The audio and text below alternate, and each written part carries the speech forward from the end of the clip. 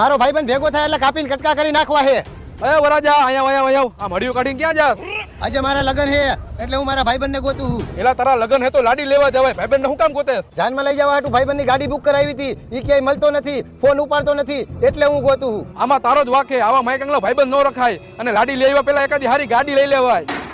પણ અત્યારે તાત્કાલિક ગાડી ક્યાં લેવા જવું મારે? તો તારા હારાને અત્યારે ફોન કરી દે અને લગનનું કાલે ગોઠવજે. અને અત્યારે તું હાલ મારે ભેગો તારા માટે ગાડી લેતા આવી કાસ્ટોની ફોરમાં.